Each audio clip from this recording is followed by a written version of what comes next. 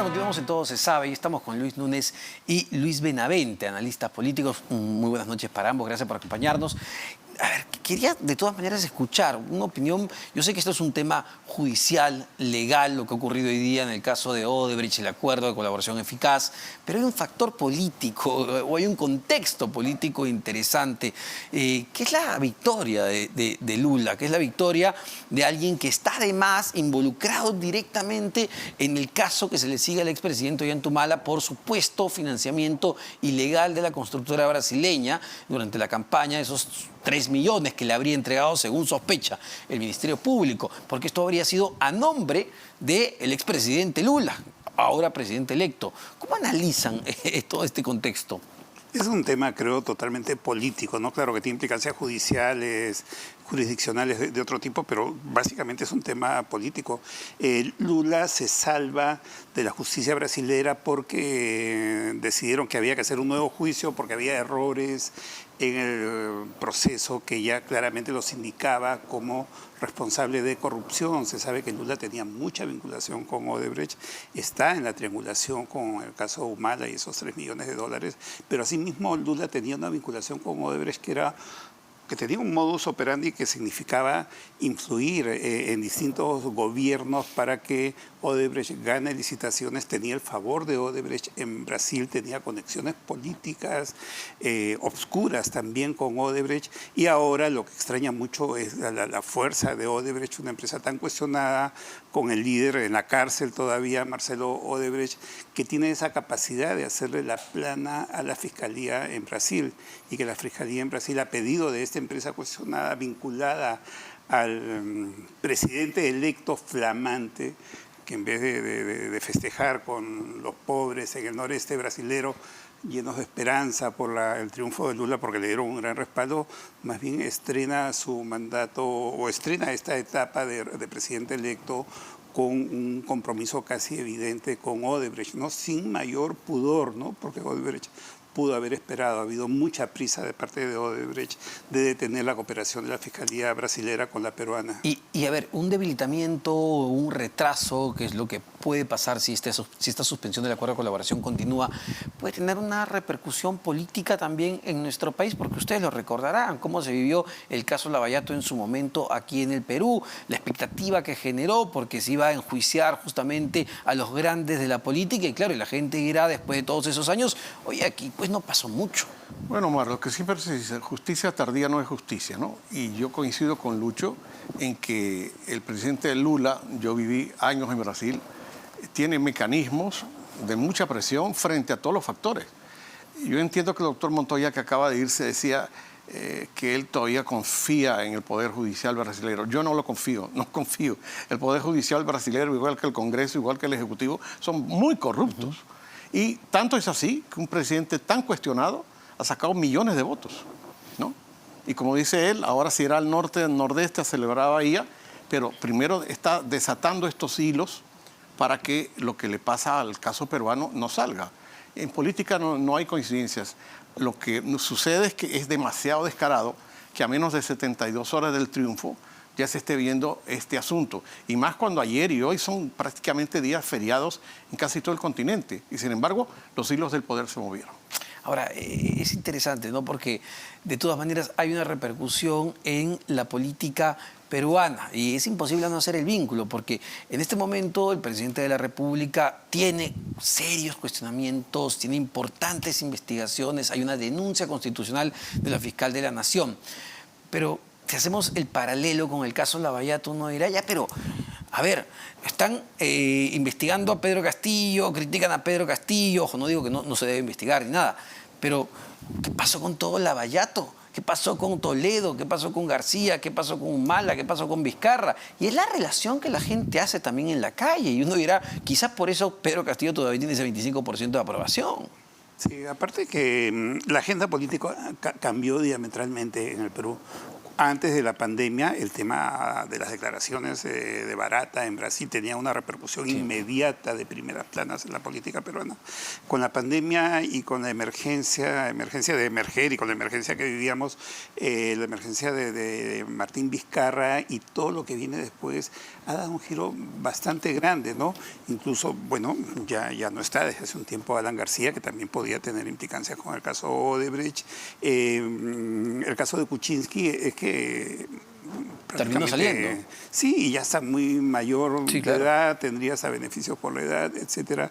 El caso de Keiko es que ya prácticamente está fuera del escenario político. Entonces, la coyuntura ha cambiado totalmente. Esos actores hoy cuestionados no representan el peligro que puede representar para un sector grande del Perú el proyecto de Castillo, ¿no? Donde hay un choque de dos modelos de sociedad muy opuestos y donde hay todo lo que estamos viviendo hoy día, ¿no? Entonces yo creo que la repercusión va a ser menor de lo que hubiera sido en otras circunstancias y tal vez lo que sí puede significar es un choque con la Fiscalía, donde hay una guerra aparte hoy en día en el Perú, ¿no? Sin embargo, he escuchado al fiscal Vela cerrar filas con la fiscal de la Nación, Benavides. Omar, y algo que dijo Luis hace rato, Lula ha sido sacado del contexto judicial por defectos procesales. O sea, no se ha comprobado de que en verdad él no haya recibido el dinero de las constructoras. De hecho, yo estaba en la calle en Sao Paulo, donde está el apartamento triplex que le donó una constructora, pero por defectos procesales eso se dejó de lado. Que es un poco tu analogía con el caso peruano. A lo mejor los abogados del señor Castillo están cuestionando las pruebas, pero cuando las pruebas sean demasiado evidentes, se van a ir de repente por el mismo argumento, que es hay defectos procesales.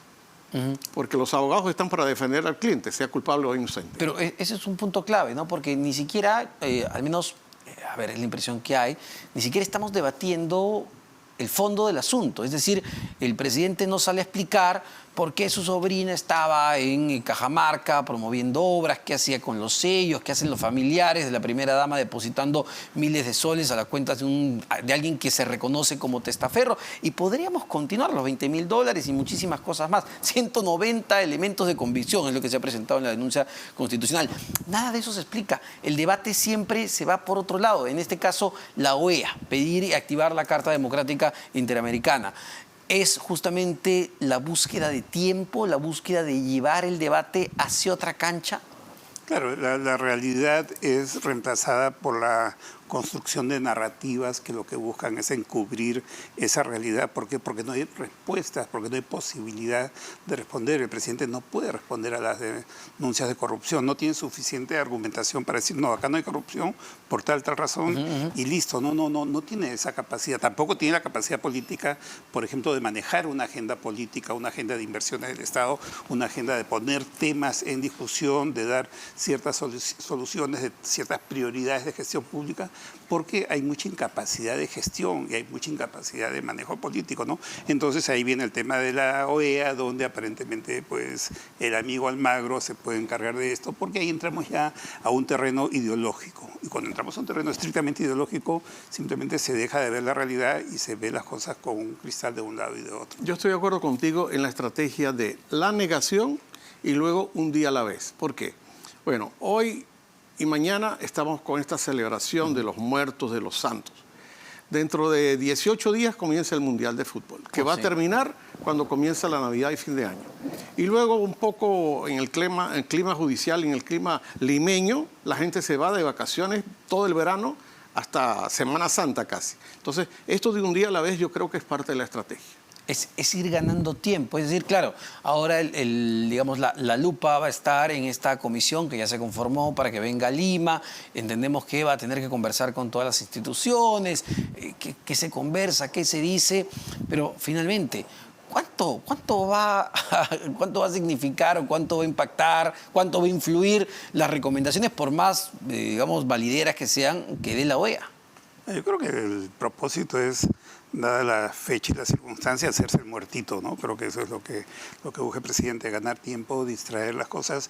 Creo que la OEA puede significar una institución con respeto para un sector del Perú, y hay otro sector del Perú muy importante, muy representativo, que no tiene mucho respeto a la OEA, ¿no? Que recuerda mucho lo que pasó con Fujimori en los 90 y otras circunstancias en que la OEA podía respaldar a Toledo, que luego sabríamos quién era realmente Toledo, etcétera, ¿no? Finalmente la OEA no va a tener nunca un poder vinculante.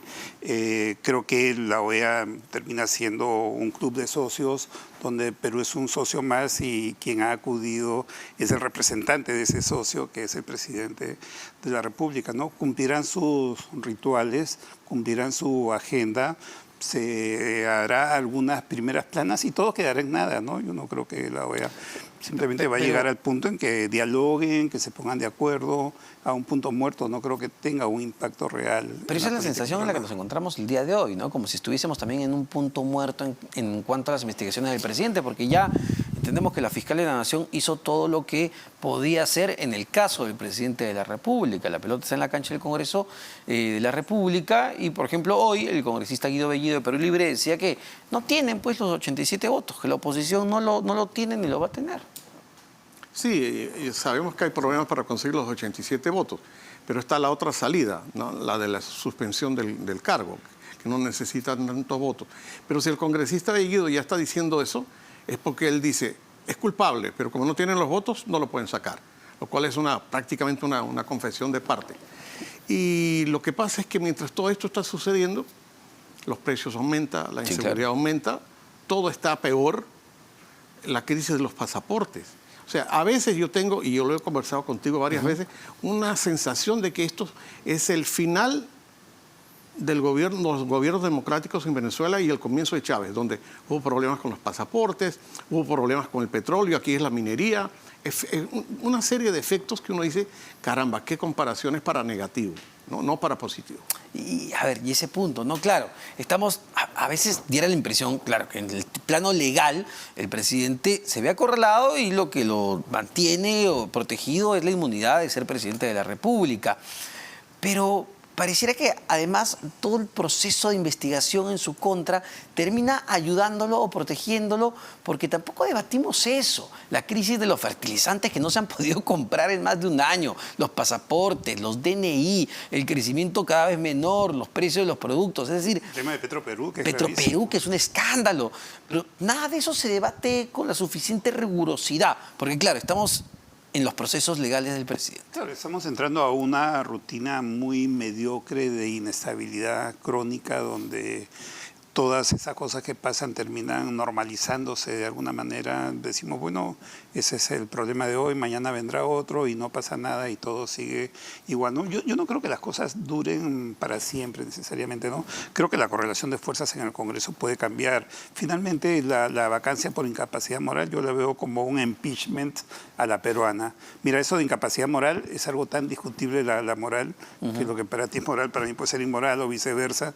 No, caramba, a Margaret Thatcher era una figura grande de la política mundial. Un día le hicieron un impeachment y la sacaron y era una figura bastante grande, ¿no? Entonces, yo creo que en un momento dado esas cosas pueden cambiar porque el desgaste del gobierno, el desgaste del presidente, los problemas de gestión, porque no solamente hay un tema de corrupción, hay una muy deficiente gestión, ¿no? Que asumada a la corrupción, en un momento dado tiene que generar una reacción. Yo no creo que los congresistas permanentemente vayan a estar ese sector, al menos que el que puede inclinar la balanza del lado del presidente. Ya la Fiscalía ha dado un mensaje bastante claro también cuando ha intervenido a los congresistas, a esos llamados niños, lo cual también significa un mensaje para los niños encubiertos que ahí están y que tendrán que cuidar su pellejo en un momento dado, ¿no? Yo creo que ahí las cosas pueden cambiar. Lucho, y tú has dicho aquí algo fundamental. No nos acostumbremos a que esto sea una narrativa y nos acostumbremos a la corrupción.